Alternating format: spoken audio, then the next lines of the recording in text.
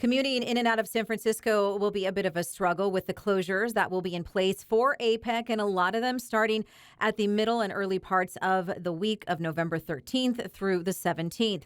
Eastbound 80 4th Street off-ramps will be closed, as well as westbound 80. That off-ramp will also be shut down from 5th Street.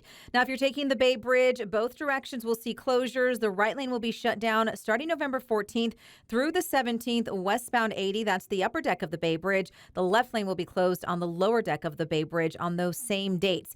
Now, the last San Francisco exit will be 7th Street instead of 4th Street. Fremont Street will be open westbound for commuters there, and if you're an eastbound commuter, you can exit at the 8th Street ramp. There will be a lot of street closures and disruptions in and around San Francisco for APEC. So here are some of the ones you really need to be concerned about. If you are commuting or you live or work near the Moscone Center, this is the bulk of the street closures that will be in place.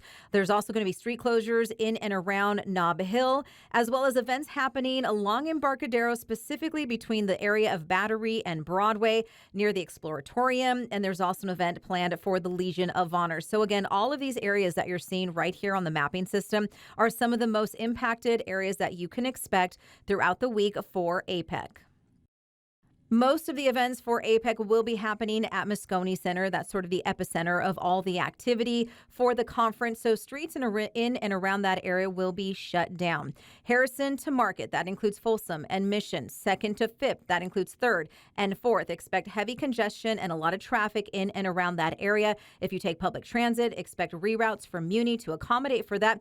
BART will be running through there on a regular schedule. Not too far from there, Montgomery Station will be your closest and probably your easiest way to get to and around that area.